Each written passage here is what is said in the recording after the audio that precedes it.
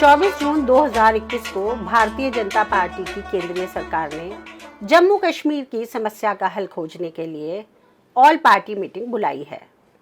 इस मीटिंग में जम्मू कश्मीर के ex chief minister, x deputy chief minister और अन्य राजनीतिक पार्टियों के मुखिया शामिल हैं। लेकिन इस मीटिंग में अपनी रिप्रेजेंटेशन ना होने के कारण कुछ राजनीतिक पार्टियों और स्टेक होल्डर्स बहुत नाराज हैं।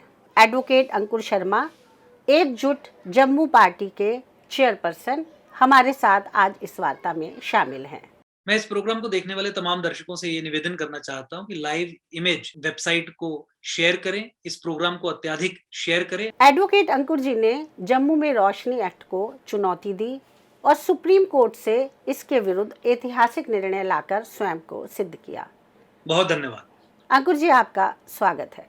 अंकुर जी, भारतीय जनता पार्टी सरकार ने जम्मू कश्मीर की समस्या का हल खोजने के लिए उन्हीं लोगों को इनवाइट किया है जो इस समस्या के मूल में हैं। इस बात से आप कितना सहमत हैं? देखिए, यही दुर्भाग्यपूर्ण है कि जम्मू कश्मीर में जिस समय 370 और 35A को एब्रोगेट किया गया था, तो ये विस्तृत तौर से पूरे देश को बताया गया था कि किस तरीके के ये सबवर्सिव एलिमेंट्स, ये प्रो पाकिस्तानी एलिमेंट्स, ये पाकिस्तानी प्रॉक्सीज जो हमारे कॉन्स्टिट्यूशनल फ्रीडम्स को अब्यूज करके हमारे डेमोक्रेटिक इंस्टीट्यूशंस में घुस गए हैं, कम्युनल एलिमेंट्स जिन्होंने पॉलिटिकल पार्टीज रजिस्टर करवा के सेक्युलरिज्म का चोला पहना है, किस तरीके से इन्होंने देश का अहित किया। बहुत अनफॉर्चुनेट है कि जिस समय जम्मू कश्मीर में पुनः एक डेमोक्रेटिक प्रोसेस या नॉर्मलाइजेशन की तरफ कदम बढ़ाने का भारत सरकार ने सोचा, तो इन्हीं पुराने चोरों को, डकैतों को, देशद्रोहियों को बुलाया, पाकिस्तान प्रॉक्सीज को बुलाया, और चर्चा में क्या निकल के आएगा आप इस बात का अंदाजा लगा ही सकते हैं कि जम्मू तो एक्साइज आउट कर दिया गया। इनसे चर्चा करके कश्मीर के हित की बात ही सामने आएगी, और इसको लेके हम इसलिए भी सुनिश्चित हैं क्योंकि देखिए, पिछले 70 वर्ष में केंद्र की नीति, भारतीय राजसत्ता की, इंडियन स्टेट की पॉलिसी ही यही रही कि जम्मू कश्मीर को कश्मीर के हाथ में सत्ता सौंप के ही देना है। दूसरा कारण, 370 और 35A को एब्रोगेट करने के बाद सरकार ने बहुत एक निर्णायक कदम लिया था, उसके बाद एक कदम आगे और 3 कदम पीछे लेने वाला काम इन्होंने प्रारंभ किया। बहुत सारे ऐसे फैसले लिए गए, जैसे डोमिसाइल लॉ को इंट्रोड्यूस करना या एडवाइजर्स इस तरीके के बनाना, सत्ता का कंट्रोल ऐसे लोगों के हाथ में सौंपना, जिससे ये तय हो गया कि किसी ना किसी बैकडोर तरीके से 370 और 35A को फिर से रीइंट्रोड्यूस जम्मू कश्मीर में किया जा रहा है। अब जब वार्तालाप में जम्मू को आपने एक्साइज आउट कर दिया, जम्मू की पॉलिटिकल पार्टीज को आपने इनवाइट नहीं किया, पॉलिटिकल पार्टीज के अलावा जम्मू की वो स्ट्रॉन्ग वॉइसेस जो जम्मू में स्टेक होल्डर्स हैं, कोई भी नया प्रोसेस अगर आपको इनिशिएट करना है, उन्हें इनवाइट नहीं किया। यहाँ के रिफ्यूजी समाज के लोग जो कश्मीर और 47 से पहले पीओजेके के रिफ्यूजीज वहां पे नरसंहार फेस करके आए थे, उनके नुमाइंदे आपने शामिल नहीं किए। कश्मीरी हिंदू जो 1990 में जिन्होंने कश्मीर में नरसंहार फेस किया, उन्हें आपने शामिल नहीं किया। तो इन सब चीजों को अगर आप होलिस्टिकली देखें तो ये आपको समझ आ जाएगा कि केंद्र सरकार की पुनः वो नीति 70 साल वाली जीवित हो चुकी है, जिस नीति में जम्मू को सेकंड क्लास होस्टेज, एनस्लेव्ड और गुलाम रखा जाता है, कश्मीर का एक उपनिवेश रखा जाता है, कश्मीर को कश्मीर की एक कॉलोनी के रूप में निर्मित किया जाता है, वही वापस आ गई है। इसी खतरे की घंटी को बजते देख जम्मू संभाग के लोगों ने तय किया कि 24 जून 2021 को काले दिवस के रूप में यहाँ की जनता मनाएगी और जम्मू अलग हो, जम्मू सेपरेट स्टेट हो, इसके लिए एक जंग लड़ेगी। ऑल पार्टी मीटिंग में जम्मू की रिप्रेजेंटेशन पैंथर्स पार्टी के प्रोफेसर भीम सिंह या बीजेपी के रविंद्र रैना क्या नहीं कर पाएंगे? देखिए, जहां तक भाजपा के नेताओं का सवाल है, तो पिछले 5 वर्ष जम्मू के लोगों की जो शिकायतें थी वो भाजपा के नेताओं से ही थी। जिन लोगों के खिलाफ आपकी शिकायतें हैं, अगर उन्हीं लोगों को आपका नुमाइंदा बना के आपकी बात रखने के लिए भेजा जाएगा, तो इससे बड़ा प्रपंच तो मैं समझ नहीं सकता। किस तरीके से जम्मू संभाग के लोगों की बात वहां पे रखी जाएगी, ये मेरी समझ से परे है। भाजपा सेपरेट जम्मू स्टेट के आइडिया को डिसोन करती है। वो ये कहती है कि चूंकि जम्मू संभाग के लोग बेशक इस डिमांड के साथ हैं, लेकिन फिर हमारी पॉलिटिकल पार्टी का ये स्टैंड है कि हम सेपरेट जम्मू नहीं चाहते। तो जम्मू की जनता की वो आवाज जो सेपरेट जम्मू स्टेट चाहती है, उस आवाज को प्रधानमंत्री साहब के सामने कौन रखेगा? दूसरा, डिलिमिटेशन जम्मू संभाग के लोग चाहते हैं कि अगर सेपरेट स्टेट आप अभी नहीं भी बना रहे हैं, तो कम से कम डिलिमिटेशन 2011 के फ्रॉड और फज्ड सेंसस पे ना करवाइए, क्योंकि उसमें कश्मीर की पॉपुलेशन को गलत तरीके से बढ़ा दिया गया है। और ये केवल जम्मू संभाग के लोग ही नहीं कहते, ये भाजपा का भी अपना आधिकारिक स्टैंड है कि 2011 का सेंसस जम्मू के खिलाफ है, जम्मू की पॉपुलेशन को कम किया गया है गलत तरीके से और फ्रॉड और फर्ज्ड है। तो ये बात कि आप डिलिमिटेशन ना करवाइए, ये भाजपा के नुमाइंदे केंद्र को नहीं कह सकते, क्योंकि भाजपा ही 2011 के सेंसस के आधार पर डिलिमिटेशन जम्मू कश्मीर में करवा रही है। जिस तरीके से रोशनी कानून को ध्वस्त करवा के 14 फरवरी 2018 के ऑर्डर को ध्वस्त करवा के और लैंड जिहाद और demographic assault, demographic invasion of Jammu के षड्यंत्र का पर्दाफाश एकजुट जम्मू और हमने कोर्ट और अन्य माध्यमों से किया था, उस इशू को भाजपा सरकार इशू मानने से भी मना करती है। Bhajpa as a political party Jammu के जो सर्वाइवल के इश्यूज हैं उनको लेके डिनायल मोड में है। उन डेमोग्राफिक चेंजेस की बात प्रधानमंत्री साहब के सामने कौन करेगा? जिन पार्टीज ने इन इश्यूज को लेके कोर्ट में जमीन पे लड़ाइयां लड़ी, उन्हें तो आपने एक्साइज आउट कर दिया, उन्हें तो बुलाया नहीं। जहां तक भीम सिंह जी की बात है, वो हमेशा कश्मीर के फेवर की ही बात करते हैं। रीऑर्गेनाइजेशन के समय पे भी उनका ये मानना है कि जम्मू कश्मीर और लद्दाख एक स्टेट बननी चाहिए, जो जम्मू के लोगों की बेसिक डिमांड के बिल्कुल विपरीत है। इसीलिए चुन चुन के ऐसे लोगों को बुलाया गया जो कश्मीरी हुक्मरानों की साइड किक का काम करे, या केंद्र सरकार का जो ऑलरेडी निर्णय केंद्र सरकार कर चुकी है कि जम्मू को सेकंड क्लास रख के सत्ता कश्मीर के हाथ में सौंपनी है, उस लाइन को टो करें। तो भाजपा के 3 लोग उस लाइन को टो करेंगे। कश्मीर की साइड किक या सेकंड फिडल बनने का काम दूसरे व्यक्ति करेंगे जिनका आपने नाम लिया। तो जम्मू के इंटरेस्ट, रेफ्यूजीज के इंटरेस्ट, जम्मू संभाग के लोगों के इंटरेस्ट, डोडा, किश्तवाड़, रामबन, भद्रवा में जो हिंदुओं ने नरसंहार फेस किया 1990s में, 2000 में, कश्मीरी हिंदुओं ने जो कश्मीर के भीतर नरसंहार फेस किया, उनकी बात रखने वाला तो कोई भी नहीं है। जबकि मैं आपको याद करवाऊं कि जिस समय कांग्रेस के जमाने में वर्किंग ग्रुप्स बने थे, सब स्टेक होल्डर्स को मौका दिया गया था अपनी बात रखने का। देखिए, जब आप स्टेक होल्डर्स को इंक्लूड नहीं करेंगे तो आपकी एक्सरसाइज एक्सक्लूसिव होगी, वो इंक्लूसिव नहीं।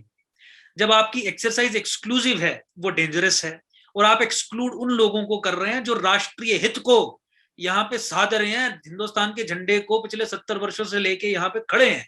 राष्ट्रवादी समाज को एक्साइज आउट करना, और उन लोगों को जिन्होंने आपने स्वयं कहा कि एक गैंग है, एक एंटी नेशनल गैंग है, फॉरेन एड पे डिपेंडेंट गैंग है, उसी गैंग को न्योता दे दिया। जिन्होंने आपको ये कहा कि हम तो 370 और 35A को वापस आ जाए, इस मांग को लेके प्रधानमंत्री जी से चर्चा करेंगे। मुझे बताइए, जिन लोगों का आइडिया ही कम्युनल हो कि 370 और 35A को वापस लाना है, क्यों? क्योंकि 370 ये सुनिश्चित करता था कि चूंकि जम्मू कश्मीर एक मुस्लिम मेजॉरिटी स्टेट है, यहां हिंदुस्तान का संविधान लागू नहीं होगा। चूंकि जम्मू कश्मीर एक मुस्लिम मेजॉरिटी स्टेट है, यहां का झंडा अलग होगा। चूंकि जम्मू कश्मीर एक मुस्लिम मेजॉरिटी स्टेट है, इस स्टेट का संविधान अलग होगा। चूंकि जम्मू कश्मीर एक मुस्लिम मेजॉरिटी स्टेट है, इसीलिए इसे एक स्पेशल स्टेटस मिलेगा। यानी वही आधार जिस आधार पर पाकिस्तान का निर्माण हुआ था, उस आधार को लेके बातचीत करने का मतलब यह है कि भारत के प्रधानमंत्री से चर्चा ये की जाएगी कि अगस्त 2019 में जब आपने डी फैक्टो, डी जुरे इस्लामिक स्टेट को 370-35 से ध्वस्त करके खत्म किया, आप उस प्रोसेस को रिवर्स करके पुनः इस नॉन सेक्युलर थियोक्रेटिक स्टेट को निर्मित करें जैसे पहले थी। ऐसे कम्युनल एलिमेंट्स को जगह देना, आवाज देना, उनके सशक्तिकरण की बात सोचना, उन्हीं के हाथों में सत्ता सौंपने के लिए फर्स्ट सेंसस पे डिलिमिटेशन करवाना, स्टेट का दर्जा देके सत्ता उनको सौंपना, एक जीनोसाइडल एक्ट है जम्मू के लोगों के खिलाफ। तो इसीलिए हम मानते हैं कि पूरे प्रोसेस में देश का अहित होगा, राष्ट्रीय हित का अहित होगा, पाकिस्तान की डिमांड्स को पूरा किया जाएगा।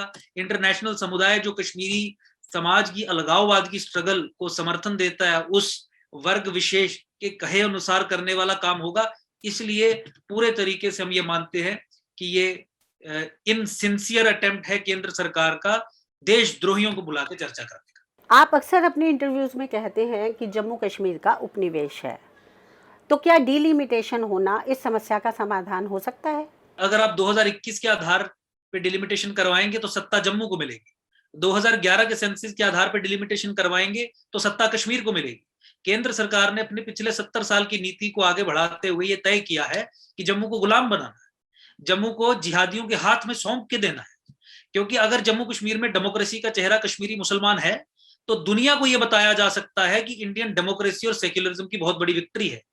क्योंकि एक मुस्लिम मेजॉरिटी स्टेट है जहां पे डेमोक्रेसी को मुसलमान सक्सेसफुल कर रहा है।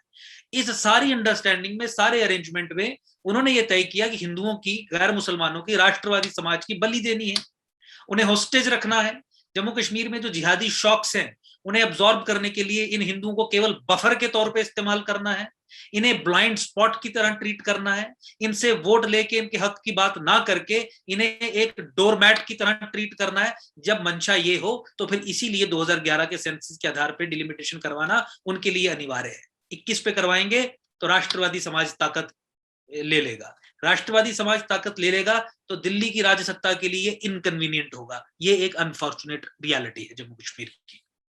जम्मू कश्मीर संभाग में 2021 में जो सेंसस हुए हैं वो पूरे हो चुके हैं क्या? देखिए 2020 अप्रैल में हाउस लिस्टिंग के प्रोसेस इनिशिएट हुआ था, लेकिन कोरोना के कारण ये प्रोसेस लंबा चला गया और कुछ समय लग सकता है। लेकिन हमारा एक फंडामेंटल आर्ग्यूमेंट है कि पिछले 3 वर्षों से जम्मू कश्मीर में चुनाव नहीं हुए, अगर आप 1 साल और इन्हें पोस्टपोन कर लें इस आधार पे कि 2021 के सेंसस के आधार पे डिलिमिटेशन करवाएंगे तो उससे कोई बाढ़ नहीं आ जाएगी, कोई भूचाल नहीं आ जाएगा। लेकिन अगर आप डेमोक्रेसी की आधारशिला जम्मू कश्मीर में झूठ पे रखेंगे, फॉल्सहुड पे रखेंगे, 2011 के फ्रॉड और फज्ड सेंसस उसके आधार पे रखेंगे तो डेमोक्रेसी की हत्या से बड़ा प्रमाण भारत राज सत्ता करे कुछ नहीं हो सकता। आप डेमोक्रेसी की आधारशिला फॉल्सहुड पे क्यों रखें, ये हमारा आर्ग्यूमेंट है। इसीलिए जितना भी समय लगता है सरकार को वेट करना चाहिए। अगर वेट नहीं कर सकते तो जम्मू को अलग राज्य का दर्जा देके कश्मीर को 2 यूनियन टेरिटरीज में डिवाइड करके आगे का रास्ता तय करना चाहिए। 2021 की सेंसस को अगर आधार बनाते हैं तो डीलिमिटेशन में जम्मू और कश्मीर को अलग अलग से क्या फायदे होंगे? देखिए जम्मू की सीट्स बढ़ेगी। अगर आप समझिए कि 2011 के सेंसस के आधार पे अगर जम्मू की average rate of population growth को -10% कर दिया गया, 10% घटा दिया गया, और जिस समय में कश्मीर से सबसे अत्याधिक पलायन हुआ था, 5-7 लाख लोग निकले थे, उस समय की पॉपुलेशन को 26% बढ़ा दिया गया, मुस्लिम्स की ओवरऑल पॉपुलेशन को 4.1-2% बढ़ा दिया गया, और हिंदुओं की, सिखों की पॉपुलेशन को 4% माइनस कर दिया गया। तो आप समझते हैं जब इन सब चीजों का निवारण होगा, इन सब चीजों को ठीक तरीके से पेश किया जाएगा तो जम्मू संभाग की पॉपुलेशन एग्जैक्ट नंबर्स में सामने आएगी, जो कश्मीर संभाग से इस समय अधिक है। क्योंकि 2001 के सेंसस के आधार पे मैं ये कह सकता हूं कि जम्मू में 1.5 लाख वोटर्स कश्मीर से अधिक थे, सरकारी आंकड़े के हिसाब से भी, जिसे 2011 में घटा दिया गया और कश्मीर के वोटर्स की संख्या 14 लाख के करीब बढ़ा दी गई। 1.5 लाख वोटर जम्मू के अधिक 2002 में, 2011 के बाद कश्मीर के 14 लाख वोटर। तो ये सब पेपर सेंसस था, फ्रॉड सेंसस था। जब इसमें ठीक चीजें हो जाएंगी बायोमेट्रिक्स वगैरह का इस्तेमाल करके, तो जम्मू का चीफ मिनिस्टर बनेगा, जम्मू को proper proportional representation legislative assembly में मिलेगी और पावर बैलेंस जम्मू की तरफ शिफ्ट होगा, और जो राष्ट्रीय हित में भी बहुत अनिवार्य है। 1990 में हुए कश्मीरी हिंदू माइग्रेंट्स के जीनोसाइड को जीनोसाइड घोषित करने के लिए भारतीय सरकार को क्या कदम उठाने चाहिए? Government already UN convention on crimes against genocide signatory है। भारत सरकार की ये मॉरल, लीगल, कॉन्स्टिट्यूशनल ऑब्लिगेशन बनती है कि हिंदुओं के साथ जो 1990s में कश्मीर में हुआ और 1990s और अर्ली 2000 के दशक में जो जम्मू संभाग के हिंदुओं के साथ हुआ, डोडा, किश्तवाड़, रामबन, पाट साफ, उधमपुर, राजौरी, पुंछ, उन कृत्यों को नरसंहार घोषित करे, हिंदू जेनोसाइड घोषित करे। इसके लिए मात्र उन्हें एक नोटिफिकेशन निकालना है, जो वो 10-15 दिन की एक्सरसाइज के बाद आसानी से निकाल सकते हैं, और फिर कानून बना के जो इस नरसंहार के परपेट्रेटर्स थे, जिसमें आपको मेन स्ट्रीम पॉलिटिकल पार्टीज भी शामिल होती हुई दिख जाएंगी, Farooq Abdullah, Muftis and Lones and separatist everybody, उनके खिलाफ न्यूरमबर्ग जैसे स्पेशल ट्रायल्स चलाए और इन्हें इनके कर्मों के अनुसार सजा दे। मुझे लगता है कि जिस तरीके के कृत्य इनके रहे हैं, उम्र कैद से मृत्युदंड की सजा इन्हें दी जा सकती है। इस सारे प्रोसेस में क्या हमारा इंटरनेशनल कोई इंटरफेरेंस तो नहीं हो जाएगा? इंटरनेशनल समुदाय इस प्रोसेस में मजबूरी में हमें सपोर्ट करेगा, क्योंकि जो कन्वेंशन ऑन जेनोसाइड है यूनाइटेड नेशंस की कन्वेंशन है, उसी कन्वेंशन को इन्वोक करके हम ये सारे कार्य करेंगे। और अगर इंटरनेशनल ताकतें कुछ विरोध करती भी हैं तो मुझे नहीं लगता कि भारत को अपने नागरिकों के नरसंहार के साथ न्याय करने के लिए ऐसे किसी प्रेशर या दबाव में आना चाहिए। नरसंहार को कोई कंडोन नहीं कर सकता, लेकिन भारत सरकार की कमी यह है कि भारत सरकार स्वयं ही डिनायल मोड में है कि नरसंहार है ये। भारत सरकार के लिए इनकन्वीनियंट हो जाता है जिहादी तत्वों को डील करना, जहां उन्होंने हिंदुओं को मारने का काम किया हो, उनके नरसंहार करने का काम किया हो। ये एक बहुत बैफलिंग चीज है। इस पे चर्चा हम कर सकते हैं कि क्यों भारत सरकार, भारत राजसत्ता का ऐसी मानसिकता बनी है, लेकिन मुझे लगता है कि उसके लिए प्रोबेबली एक different program probably can be organised. आपके अनुसार जम्मू को अलग राज्य का दर्जा देने के बाद कश्मीर को 2 यूनियन टेरिटरी में विभाजित किया जाना चाहिए, जिसमें से एक में कश्मीरी हिंदू माइग्रेंट और दूसरे में कश्मीरी मुस्लिम को बसा देना चाहिए। तो क्या कश्मीरी हिंदू माइग्रेंट इस तरह से अपनी रिहैबिलिटेशन के लिए तैयार हैं? जी बिल्कुल, आपको यहाँ पे बहुत मुखर तरीके से कानून कश्मीर और तमाम कश्मीरी हिंदुओं के संगठन मिल जाएंगे जो ये कहते हैं कि आप हमें कश्मीर में यूनियन टेरिटरी कार्व आउट करके दीजिए। हम विक्टिम्स ऑफ जेनोसाइड हैं। नॉर्थ और ईस्ट रिवर झेलम के उन्होंने एरिया भी आइडेंटिफाई किया है जहां उनके लिए एक यूनियन टेरिटरी बनाई जा सकती है। उस यूनियन टेरिटरी का नाम उन्होंने पनून कश्मीर सजेस्ट भी किया है। चलिए, नाम को लेकर चर्चा हो सकती है, लेकिन बिल्कुल कोई भी ऐसा समाज जिसके साथ नरसंहार हुआ है, जिसको अपना हैबिटेट छोड़ के आना पड़ा, जिसने वर्स्ट क्राइम्स, रेप, मर्डर, मास मर्डर्स फेस किए, वो तो हमेशा चाहेगा कि उसका पुनर्स्थापन हो। इजराइल आपके सामने बहुत बड़ी एग्जांपल है। जब इजराइल के लिए मैंडेटेड टेरिटरीज कार्व आउट की गई, तो आज वो एक ज्यूइश नेशन है और दे हैव सेटल्ड देयर। इसीलिए जम्मू कश्मीर में चूंकि समस्या जिहाद की है, जिहाद की समस्या को कंटेन करने के लिए जिहाद के विक्टिम्स के पीछे तो भारत सरकार को खड़ा रहना पड़ेगा। ये जिहाद के विक्टिम्स हैं, ये जेनोसाइड नरसंहार के विक्टिम्स हैं, तो इनके पीछे खड़ा होकर एक secure land domain exclusively for victims of genocide आप उनको दें, तो जम्मू कश्मीर में आप जिहाद की समस्या को काफी हद तक कंट्रोल कर सकते हैं। इसी तरीके से जम्मू संभाग के 10 जिलों को सेपरेट स्टेट घोषित करके जम्मू की पॉलिटिकल डिसएम्पावरमेंट और पॉलिटिकल लिबरेशन का मामला एड्रेस किया जा सकता है। जम्मू जिस तरीके से इस जिहादी शिकंजे में फंस के second class enslaved hostage position में रहा है, जम्मू की डेवलपमेंट, जम्मू की इकोनॉमी, जम्मू के हिंदुओं के साथ नरसंहार, जम्मू के राइट्स को साइफन ऑफ करके, फंड्स को साइफन ऑफ करके कश्मीर में लेना, उन सब समस्याओं से निजात पाई जा सकती है। मोस्ट इंपॉर्टेंटली, आप जम्मू कश्मीर में किन लोगों के हाथ में सत्ता आए ये देखना चाहेंगे। आप उन लोगों के हाथ में सत्ता देंगे जो देश के साथ ही नहीं है, या उन लोगों के हाथ में सत्ता देंगे जो राष्ट्र हित को यहाँ पे साध रहे हैं, जो देश के साथ यहाँ पे खड़े हैं, देश हित को यहाँ पे मजबूत करते हैं। तो इन सभी कारणों के आधार पे मैं ये कहता हूँ कि ये बिल्कुल उचित समय है जिस समय कश्मीर को 2 यूटीज में डिवाइड करके जम्मू को एक सेपरेट स्टेट घोषित कर देना चाहिए। क्योंकि कश्मीर बेस्ड जितनी भी मेन स्ट्रीम पॉलिटिकल पार्टीज हैं, वो कहने को मेन स्ट्रीम पॉलिटिकल पार्टीज हैं, असल में वो लेजिस्लेटिव जिहाद या मुस्लिम ब्रदरहुड के मॉडल पे डेमोक्रेटिक इंस्टीट्यूशंस में घुस के डेमोक्रेसी को सबवर्ट करने का काम करती हैं और कम्युनलिज्म के एजेंडा को आगे बढ़ाने का काम करती हैं। इन्हें डिसएम्पावर करके, इनसे इनकी शक्ति छीन के, अपने कॉन्स्टिट्यूशनल फ्रीडम्स को अब्यूज ना होने दिया जाए ये सुनिश्चित करके, इन्हें इन डेमोक्रेटिक इंस्टीट्यूशन से बाहर निकाल के बिना लेजिस्लेचर के एक यूटी बना के देश हित सुनिश्चित किया जा सकता है। और उसी दिशा में ये करना भी चाहिए, क्योंकि जम्मू राष्ट्रवादी है और देश के लिए हमेशा खड़ा है, इसलिए इसे सेपरेट स्टेट बनाना चाहिए। कश्मीरी हिंदू माइग्रेंट जम्मू कश्मीर में एक इम्पॉर्टेंट स्टेक होल्डर्स है, लेकिन ऑल पार्टी मीटिंग में उसकी कोई नुमाइंदगी नहीं है। इस विषय में आप क्या कहना चाहेंगे? देखिए, जब उनका सौदा भारत की राजसत्ता कश्मीरी इस्लामिस्ट हेजिमोनिक मुस्लिम ऑर्डर को एस्टैब्लिश करने वाली so called main stream communal political parties के साथ कर रही है, तो उन्हें न्योता क्यों आएगा? तो इससे हम अचंभित नहीं है। भारत की राजसत्ता की ये नीति हम पिछले 70 साल से जम्मू कश्मीर में देख रहे हैं। हमें उम्मीद थी कि 2014 में मैंडेट बदलने के बाद, सरकार बदलने के बाद उसमें कुछ परिवर्तन होगा, लेकिन अनफॉर्चुनेट रहा कि कोई परिवर्तन नहीं हुआ और सेम नीति को आगे फर्दर किया गया, परपेचुएट किया गया।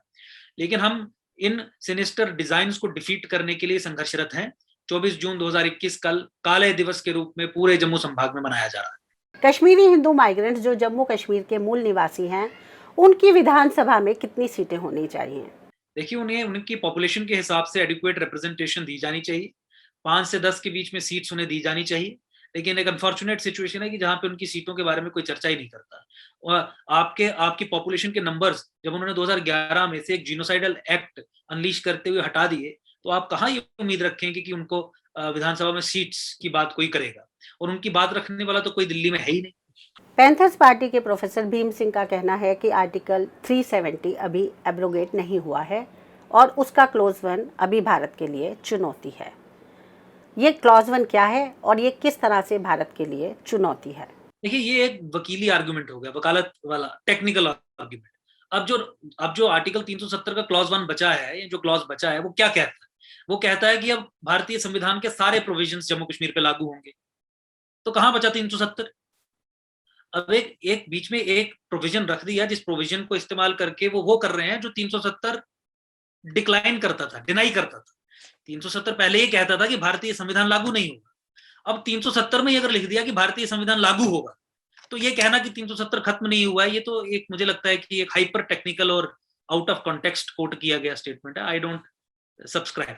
आर्टिकल 370 और आर्टिकल 35A अगर आप प्रैक्टिकल सेंस में देखें तो पूरे तरीके से ध्वस्त किए जा चुके हैं। क्या इस आधार पर आर्टिकल 370 की एब्रोगेशन को कोर्ट में चुनौती दी जा सकती है? चुनौती दी जा सकती है किसी भी लेजिस्लेटिव एक्ट को। अल्टीमेटली पार्लियामेंट में रेजोल्यूशंस के माध्यम से और कुछ बिल्स पास करके, एक्ट बना के ही इस प्रक्रिया को पूरा किया गया। किसी भी संवैधानिक प्रक्रिया को हाई कोर्ट में चुनौती, सुप्रीम कोर्ट में चुनौती दी जा सकती है। आर्टिकल 13 में जुडिशियल रिव्यू की पावर जुडिशरी के पास है, तो चुनौती दी जा सकती है। लेकिन उन चीजों में आपकी विक्ट्री होती है जहां पे आपके पास कुछ मेरिट हो उस चुनौती में।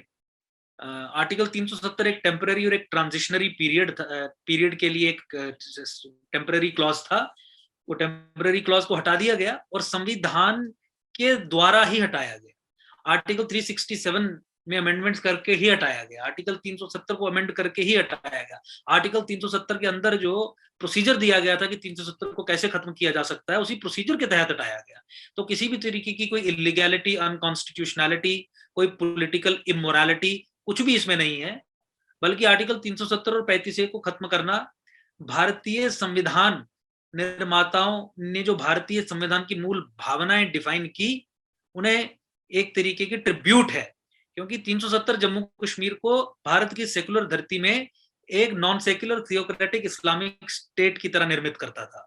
उसे ध्वस्त किया गया है, जो भारत के सेकुलर इथोस को सुदृढ़ करता है, स्ट्रॉन्ग करता है। जम्मू में रोहिंग्यास को बसाने में किसका हित सदता है और इसके लिए आप क्या कदम उठा रहे हैं?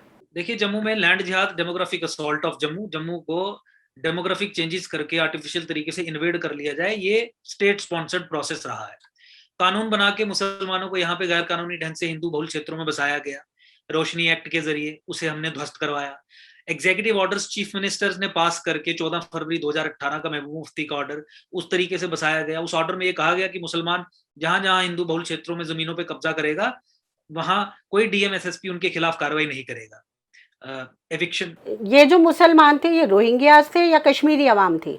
Kashmiri Muslims in Hindu majority area through design. 14 फरवरी 2018 के ऑर्डर के तहत यहाँ के रहने वाले मुसलमानों को लीगल इम्यूनिटी दी गई कि जम्मू संभाग में जाके हिंदू बहुल क्षेत्रों में जमीनों को लूट सकते हो। डीएम एसएसपी को कह दिया गया कि कोई कार्रवाई आप इनके खिलाफ नहीं करेंगे। गौहत्या कर सकते हो, मोबाइल स्मगलिंग कर सकते हो। कोई सेक्शन 188 आरपीसी और prevention of cruelty to animals act के तहत कोई कार्रवाई उनके खिलाफ नहीं होगी। ऐसे निर्देश लिखित में महबूबा मुफ्ती ने चीफ मिनिस्टर होते हुए 2018 में जारी किए थे। 14 फरवरी 2018 का वो ऑर्डर, जिसे हमने बाहर लाके इस तरीके से, वो बहुत एक क्लासिफाइड डॉक्यूमेंट था, फिर भी उसे बाहर लाके उसे निष्क्रिय करवाया, उसे रिडंडेंट करवाया।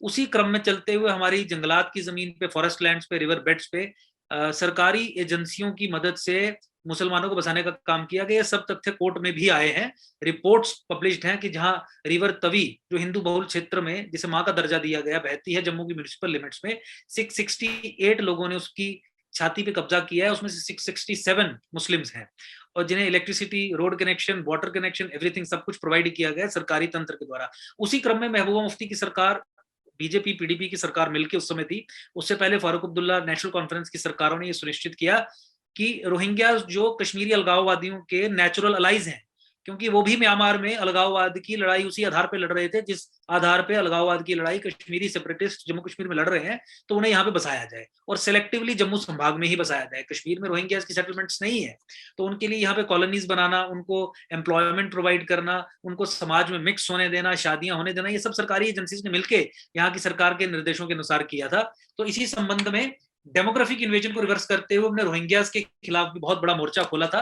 अनफॉर्चुनेट है कि भारत की सरकार अभी तक इस सीरियसनेस को समझ नहीं पाई है, इसकी इंटेंसिटी को समझ नहीं पाई है। ये तो नेशनल सिक्योरिटी के लिए भी थ्रेट है और बहुत सारे इनके लोग पेटी क्राइम्स से लेके टेररिस्ट एक्टिविटीज में शामिल हुए पाए गए हैं सिक्योरिटी एजेंसीज के द्वारा। मिलिट्री एस्टेब्लिशमेंट्स के अराउंड इनकी सेटलमेंट्स हैं। इनको हटाने के लिए, इनको भगाने के लिए हम प्रयासरत हैं, कह रहे हैं, लोगों को समझा रहे हैं। पूरी जागरूकता जम्मू में फैली है, जम्मू का पूरा संभाग के सारे लोग इनके खिलाफ यहाँ पे खड़े हो गए हैं। अनफॉर्चुनेटली दिल्ली पीठ में छुरा भोंक देती है और कोई कार्य नहीं करती और कश्मीरी हुक्मरानों के कहने पे चुप्पी साध के बैठती है और अभी तक बैठी हुई है। इस संबंध में भी डेमोग्राफिक इन्वेजन को लेके भी, डेमोग्राफिक असॉल्ट को लेके भी डिनायल मोड में है, जबकि उनके बनाए हुए कानून तक एक्सपोज हो गए कि कानून बना के मुसलमानों को बसाया जा रहा है। बहुत अनफॉर्चुनेट सिचुएशन है, लेकिन हम एकजुट जम्मू के माध्यम से अपनी इस जंग को जारी रखेंगे, जहां हमने लेजिस्लेटिव जिहाद कानून ध्वस्त करवाए, chief minister, sitting chief minister के ऑर्डर्स को ध्वस्त करवाया, उसी तरीके से रोहिंग्यास को भी यहाँ से बाहर निकालने का काम अपने तरीके से, जिस तरीके से हम कर रहे हैं, आने वाले कुछ समय में उसमें सफलता पाएंगे। कश्मीर को 2 यूनियन टेरिटरी में विभाजित करने के बाद एक में कश्मीरी हिंदू माइग्रेंट और दूसरे में कश्मीरी मुस्लिम को बसा देने के बाद क्या एक और गाजा पट्टी बनने की संभावना से इनकार किया जा सकता है? नहीं, देखिए, आप सबसे पहले विक्टिम्स ऑफ जेनोसाइड को वहां पे रिहेबिलिटेट कर रहे हैं, इसीलिए हिंदुओं के लिए सेपरेट यूनियन टेरिटरी बनाना आपकी मजबूरी है, आपकी जिम्मेवारी है, आपका मैंडेट भी है। दूसरा, पाकिस्तान का ultimate target Islamisation of Himalayas है, क्योंकि सनातन संस्कृति हिमालय में ही बसती है। हिमालय सनातन संस्कृति का पालना है। आपके सिंबल, आपके ऋषि परंपरा, आपके इंस्टीट्यूशंस तमाम जो है वो हिमालयाज में ही स्थापित हैं। उनका इस्लामीकरण पाकिस्तान का चूंकि अल्टीमेट ऑब्जेक्टिव है, उस ऑब्जेक्टिव में ही कश्मीर का इस्लामीकरण किया गया है। इसलिए भारत सरकार के लिए स्ट्रेटेजिक इंपेरेटिव है कि कश्मीर के अंदर एक strong geopolitical Hindu foothold create करें, जिसमें कश्मीरी हिंदुओं को, चूंकि वो विक्टिम्स ऑफ जेनोसाइड हैं, स्थापित किया जाए। उसके अलावा एक्स सर्विसमैन को भी वहां पे जगह दी जा सकती है, भारत के और नागरिकों को भी वहां पे आने के लिए कहा जा सकता है उस पर्टिकुलर यूनियन टेरिटरी में। जहां आपने दूसरी बात की कि जो बाकी रेस्ट ऑफ द कश्मीर के लिए यूनियन टेरिटरी कार्व आउट की जाएगी, तो आप उन्हें पंचायत और institutions of local self governance के माध्यम से तमाम पावर्स दें। लेजिस्लेटिव असेंबली बनाने की कोई आवश्यकता नहीं है, क्योंकि छोटा एरिया है। और दूसरा, जब लेजिस्लेटिव असेंबली बनती है तो फिर वो डेमोक्रेटिक इंस्टीट्यूशंस में घुस के सबवर्जन का काम करते हैं, जिहाद को आगे बढ़ाने का काम करते हैं। उस चीज पे आप कंट्रोल करेंगे। गाजा पट्टी को तो चारों ओर से ब्लॉकेड किया गया है, उनको तो खाने के लाले हैं। वहां पे पैलेस्टीनियन अथॉरिटी एक डिफरेंट अथॉरिटी है, ये भारत सरकार के कंट्रोल में रहेगा, जहां पे लोगों को लिमिटेड तौर पे कुछ पंचायत और institution of local self governance के माध्यम से एम्पावर किया जा सकता है। और जिहाद को कंटेन करने के लिए ये आपकी स्ट्रेटेजिक रिक्वायरमेंट है। जहां पे जिस एरिया को लॉन्च पैड की तरह इस्तेमाल किया जा रहा है भारत की सनातन इंडिक सिविलाइजेशन को डिस्ट्रॉय करने के लिए, जम्मू पे डेमोग्राफिक असॉल्ट अनलीश करने के लिए, ताकि जम्मू को स्प्रिंग बोर्ड की तरह इस्तेमाल किया जाए गजवाए हिंद की कार्रवाई को अंजाम देने के लिए, why should you leave that territory alone? Take it into your control। Bharat सरकार को, केंद्रीय सरकार को, भारत की राजसत्ता को डायरेक्ट अपने कंट्रोल में लेना चाहिए, क्योंकि इसमें आईएसआई शामिल है, इंटरनेशनल ताकतें इनके पीछे खड़ी हैं। तो एक यूटी गवर्नमेंट या स्टेट गवर्नमेंट तो इन चीजों को हैंडल करने में अक्षम है, जो पिछले 70 साल का हमारा एक्सपीरियंस भी। तो इन दो आधारों पे कश्मीर को डिवाइड किया जाना चाहिए, 2 यूटीज में।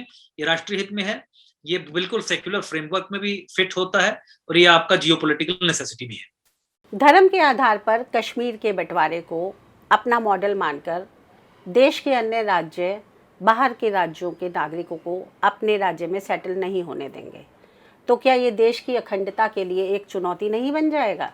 देखिए, ये कंपैरिजन ही गलत है, क्योंकि कश्मीर को 2 हिस्सों में तोड़ा जा रहा है जेनोसाइड के आधार पर। उन लोगों को स्थापित करने की बात की जा रही है जिन्होंने नरसंहार फेस किया। नरसंहार के विक्टिम्स को रीसेटल और रिहैबिलिटेट करने के लिए और उन्हें सुरक्षा की भावना प्रदान करने के लिए कश्मीर में उन विक्टिम्स के लिए एक separate union territory carve out की जा रही है। तो इसीलिए एकता और अखंडता को सुदृढ़ किया जाएगा इस मॉडल से। एकता और अखंडता पे किसी तरीके का सवालिया चिन्ह इस पर नहीं लग सकता। रोशनी एक्ट और जम्मू के अन्य हकों की लड़ाई लड़ते हुए आपको किस तरह की मुश्किलातों या थ्रेट का सामना करना पड़ा और आपने उसको कैसे ओवरकम किया?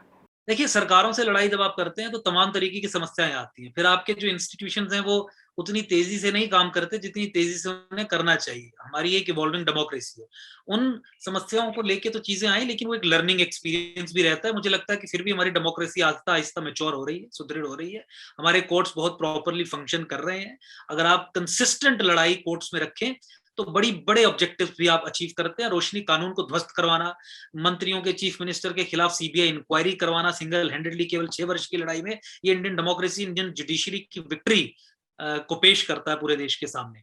जहां तक धमकियों की बात है, तो कोई डायरेक्ट तरीके से धमकी हमें नहीं आई। इनफैक्ट जिस तरीके के काम हमारे हैं और जिस तरीके से सक्सेस ऊपर वाले के आशीर्वाद से हमें उन कामों में मिली, हम ही इनके लिए सबसे बड़ा थ्रेट बने। हाँ, आतंकवादी संगठन बीच बीच में कुछ कुछ करते रहते हैं, तो वो उसको लेके एजेंसीज अपना काम करती हैं, प्रोटेक्शन प्रोवाइड करती हैं, दैट इज ऑनगोइंग। लेकिन जब जब ये थ्रेट्स हमारे सामने आते हैं, जब जब हिजबुल मुजाहिदीन जैसे संगठन हमें धमकी देते हैं, जिस तरीके से आई भी और हिट लिस्ट पे रखा भी मुझे उन्होंने, तो उससे हमारा रिजॉल्व और मजबूत होता है इस्लामिक फंडामेंटलिज्म और कम्युनलिज्म के खिलाफ लड़ने का। और वो तो हमारे लिए एक सर्टिफिकेट है, धमकी आना तो एक सर्टिफिकेट है कि देश के लिए काम कर रहे हैं। पिछले 70 सालों में जम्मू कश्मीर में माइनॉरिटी स्टेटस को कौन सी कौम इंजॉय कर रही है और इसके लिए अंकुर शर्मा की क्या रणनीति है?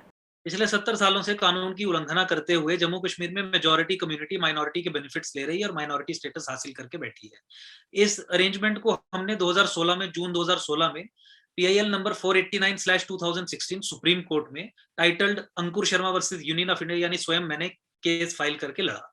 2 साल की मेरी लड़ाई में 12 मार्च 2018 को हमें बहुत बड़ी विक्ट्री मिली, जहां केंद्र सरकार और राज्य सरकार के घुटने टिकवा के, उन पे जुर्माने लगवा के उनसे ये मनवाया कि जम्मू कश्मीर में मुसलमानों को माइनॉरिटी बेनिफिट्स नहीं मिलेंगे। क्योंकि भारत का कानून ये कहता है कि अगर कोई नेशनल माइनॉरिटी किसी स्टेट में मेजॉरिटी में है, तो उस पर्टिकुलर स्टेट में उस कम्युनिटी को माइनॉरिटी बेनिफिट या माइनॉरिटी स्टेटस हासिल नहीं होगा। और यही बात साबित करते हुए 12 मार्च 2018 को हमने जजमेंट भी लाई। लेकिन अनफॉर्चुनेट है कि भारत की राज सत्ता इस्लामिस्ट्स को नाराज करने में इनकन्वीनियंस फील करती है, इसलिए सुप्रीम कोर्ट की जजमेंट की उल्लंघना करते हुए अभी तक भारत सरकार जम्मू कश्मीर में गैर मुसलमानों के लिए आने वाले माइनॉरिटी स्टेटस, माइनॉरिटी बेनिफिट 60 से 70 के करीब स्कीम्स का फायदा गलत तरीके से मुसलमान समुदाय को दे रही है। प्रधानमंत्री कार्यालय से 15 सूत्रीय कार्यक्रम चलता है, उसकी प्रोग्राम इंप्लीमेंटेशन गाइडलाइंस के क्लॉज 7B में यह लिखा हुआ है कि ये minority related 15 schemes Jammu Kashmir में मुसलमानों को नहीं मिलेंगी। उसके बावजूद भी अपनी इंप्लीमेंटेशन गाइडलाइंस की स्वयं उल्लंघना करके सब बेनिफिट्स उन 15 की 15 स्कीम्स के जम्मू कश्मीर में मुसलमान समुदाय को दिए जा रहे हैं, जो भारत के संवैधानिक मूल्यों की ना ही हत्या है, बल्कि उन्हें रौंदने का काम है। माइनॉरिटी कम्युनिटी के फंडामेंटल राइट्स को साइफन ऑफ करना, फंडामेंटल राइट्स को वायलेट करना, घोर अन्याय का काम करना है। हम आपके माध्यम से पूरे देशवासियों से भी निवेदन करते हैं कि इस इशू को देश में उठाएं, भारत की राजसत्ता को मजबूर करें कि माइनॉरिटी बेनिफिट्स उन कम्युनिटीज को ना दे जो कम्युनिटीज क्वालिफाई नहीं करती हैं। 5% से नीचे माइनॉरिटी समझा जाता है। मुझे लगता है कि नेशनल माइनॉरिटी स्टेटस को डिफाइन करने के लिए भी कॉन्स्टिट्यूशन में अमेंडमेंट करके बाकायदा ये डाल देना चाहिए कि 5% से नीचे ही जो समाज है वही माइनॉरिटी बेनिफिट्स ले सकता है। और अल्टीमेटली अगर सिटीजनशिप का ही कॉन्सेप्ट आ जाए, इक्वालिटी का ही कॉन्सेप्ट आ जाए और माइनॉरिटी रिलेटेड जितनी भी चीजें उन्हें खत्म ही कर दिया जाए, मुझे लगता है कि वो इंडियन डेमोक्रेसी की बहुत बड़ी विक्ट्री उस दिन होगी, जिस दिन सबको बराबरी के तौर पे देखा जाएगा, माना जाएगा। कोविड महामारी की थर्ड वेव से लड़ने के लिए एकजुट जम्मू में क्या तैयारियां हैं? देखिए, जागरूकता फैलाना, कोविड अप्रोप्रिएट बिहेवियर स्वयं भी एग्जिबिट करना, चर्चाओं में लोगों से निवेदन करना कि SOPs का पालन करें, ये तो हम कर ही रहे हैं। इसके अलावा पहली कोविड वेव में भी और सेकंड कोविड वेव में मुख्यतः हमने अस्पतालों के बाहर फ्री लंगर सेवा प्रोवाइड की। एकजुट जम्मू की टाइमलाइन पे आप जाएं सोशल मीडिया के माध्यम से या समाचार पत्रों के माध्यम से भी, तो आपको पता चलेगा कि 1-1.5-2 महीना लगातार दोपहर और रात्रि के भोजन की व्यवस्था एकजुट जम्मू हजारों लोगों के लिए कर रहा था। उसके अलावा जहां किसी को बेड की जरूरत हो, जहां किसी को एम्बुलेंस की जरूरत हो, इमरजेंसी को डील करने की जरूरत हो, वहां पे अपने रिसोर्सेज को मोबिलाइज करके उन्हें वो सुविधा मुहैया करवाने का काम भी एकजुट जम्मू ने किया। स्वयं मैंने बहुत सारे ऐसे केसेस डील किए जहां पे डॉक्टर अवेलेबल नहीं हो रहा था, एम्बुलेंस अवेलेबल नहीं हो रही थी, अपनी क्षमता के अनुसार मदद करने की कोशिश की। इसके अलावा वो गरीब परिवार जो इलाज नहीं करवा पा रहे थे, रिसोर्स मोबिलाइजेशन करके आर्थिक सहायता देने का भी काम किया। मुझे लगता है कि थर्ड वेव में भी इसी तरीके का काम एकजुट जम्मू जारी रखेगा, लेकिन मैं ईश्वर से कामना करता हूँ कि थर्ड वेव भारत में ना आए, और ना आए इसके लिए सुनिश्चित ये भारत के लोगों को करना पड़ेगा कि कोविड अप्रोप्रिएट बिहेवियर ऑब्जर्व करें, मास्क पहने, सैनिटाइजर, आई डोंट नो, पानी का प्रयोग करें, भारी मात्रा में हाथ साफ रखें, हाइजीन को मेंटेन करें, लार्ज गैदरिंग्स को अवॉइड करें, शादियां छोटे स्तर पे करें या पोस्टपोन करें, एसओपीज का पालन करें, सरकार जितनी भी गाइडलाइंस निकालती है पूरे तरीके से उन्हें फॉलो करें। आपकी पार्टी एकजुट जम्मू को फंडिंग का क्या सोर्स है? देखिए, सेल्फ फंडिंग है, बहुत सारे लोग हमारे से जुड़े हुए हैं, तो फिलहाल अपने अपने रिसोर्सेज मोबिलाइज करके स्वयं से ही छोटी मोटी चीजें करते हैं, इसलिए बड़े स्तर पे कुछ हम नहीं कर पाए। कोर्ट्स में हमारी लड़ाइयां रही, सोशल मीडिया के माध्यम से लड़ाइयां लड़ी रही, लेकिन उसके कारण जिस तरीके से हमारी पेनिट्रेशन बिना ज्यादा पैसा खर्च किए ही जम्मू संभाग के हर एक जिले में, पंचायत में, ब्लॉक में हो रही है, वो बहुत उत्साहवर्धक है। और मुझे लगता है कि जब हमारा परिवार बड़ा होता जाएगा तो फिर देश और दुनिया तमाम जगहों से मुझे लगता है कि आर्थिक मदद भी आएगी, क्योंकि चुनाव लड़ने के लिए, खाना, लंगर सेवा चलाने के लिए, हर चीज के लिए पैसे की आवश्यकता होती है। फिलहाल अभी हम अपने रिसोर्स मोबिलाइज करके हमारे यहाँ पे जो चाहने वाले हैं उनकी मदद से ये अपने काम को आगे बढ़ा रहे हैं। अंकुर जी, हमें उम्मीद है कि हमारे दर्शक ज़्यादा से ज़्यादा फंडिंग करके एकजुट जम्मू की लड़ाई को और ज़्यादा सशक्त बनाएंगे। धन्यवाद। उम्मीद है आपको हमारा ये इंटरव्यू पसंद आया होगा। लाइव इमेज से जुड़े रहें और सब्सक्राइब करें चैनल को और जुड़े रहें इस चैनल से।